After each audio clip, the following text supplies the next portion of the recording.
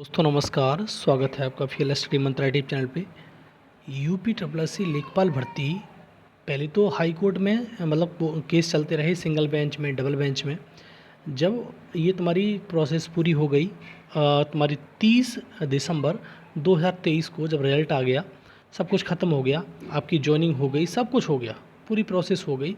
जब 13 फरवरी को जब डेट लगी तो सुप्रीम कोर्ट ने एक डायरेक्शन दी और कहा कि आप सबसे पहले ये करो कि जितने भी जो कोर्ट केस हाई कोर्ट में पेंडिंग है वो सॉल्व करवा के लाइए और उसके बाद हम आपको देखेंगे। और फिर 19 फरवरी को यही सेम डायरेक्शन दी गई कि जितने भी कोर्ट केस पेंडिंग हैं उनको सॉल्व करा के लाइए। जब तक हम स्टे रखते हैं भर्ती पर और सॉल्व करा के लाएंगे तब उसके बाद हम स्टे हटा देंगे और इन सारे प्रश्नों को सॉल्व करा लाइए।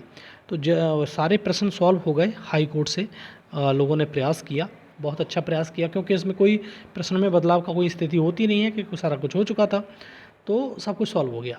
उसके बाद इन लोगों ने जाना शुरू कर दिया सुप्रीम कोर्ट में एसएलपी लेके जाना शुरू कर दिया। लेकिन 8 अप्रैल की एसएलपी में अमानुल्लाह और हिमा कोहली ने ये कहा था कि सिंगल विंडो हमने प्रोवाइड करी थी, वो ख़त्म हो गई है, अब हम बार बार आपको विंडो नहीं दे सकते और ये तुम्हारा सर्विस मैटर है, बहुत लंबा नहीं खींच सकते।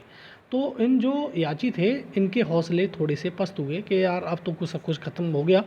लेकिन 29 अप्रैल को वही ये अमानुल्लाह और ये हिमा कोहली ने ये एसएलपी को एक्सेप्ट कर लिया और उसी के बेस पर आपका जो स्टे है वो कंटिन्यू कर दिया। ठीक है, बिना सुने बिना कुछ कहे, मतलब जब उसके मेरिट पे बिना बात हुए उस स्टे को कंटिन्यू कर दिया।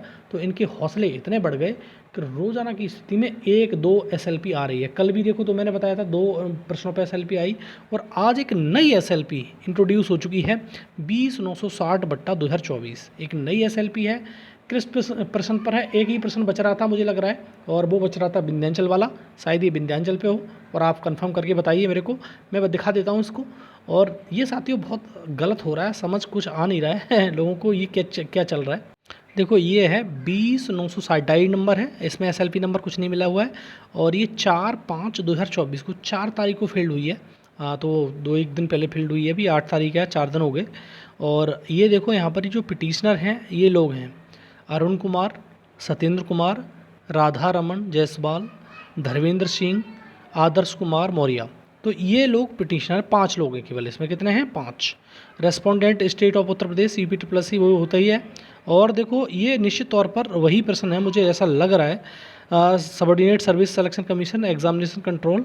और नीचे देखो नीतीश कुमार सिंह यादव और गोपाल सिंघल, ये मतलब उसकी तरफ से वकील वगैरह होंगे, अनुभव करके ये है। तो मुझे वही लग रहा है कि ये प्रश्न विंध्याचल वाला होगा। और ऐसा क्यों लग रहा है कि ये नेवर एंडिंग प्रोसेस है और अमानुल्लाह को सोचना चाहिए था, अपने आप में वो एक्सपर्ट बन रहा है यार। कभी कभी गाली देने का मन करता है, इतने बड़े पद पे बैठा पड़ा है आदमी, ये नहीं सोच पा रहा है कि ये चीज़ कभी ख़त्म नहीं हो सकती, कभी नेवर एंडिंग प्रोसेस है, कभी लाइफ में ख़त्म नहीं होंगी। और ये लोग, ये बात मान लो मेरी, 100 के 100 प्रश्नों पर एसएलपी लेके जाएंगे ये, इसमें कोई दो राय नहीं है। और ये बिल्कुल निश्चित हो चुका है कि 100 के 100 प्रश्नों पर जितने भी यूपी ट्रिपल एससी ने लेखपाल भर्ती परीक्षा में क्वेश्चन बनाए थे उन 100 के 100 प्रश्नों पर एसएलपी लेके ना जाएं तब कहना। ठीक है, और ये आप भी जानते हो और हम भी जानते हैं, किसी भी प्रश्न में कोई ना तो बदलाव होता है ना कुछ होता है।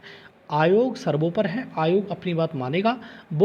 ये लोग इस मुगालते में हैं कि उजला प्रश्न में जो मिस्टेक होने के चक्कर में, और मैंने कल भी कहा था, वो उजला प्रश्न की मिस्टेक नहीं थी, वो वहाँ पर अच्छा वकील खड़ा नहीं हुआ था।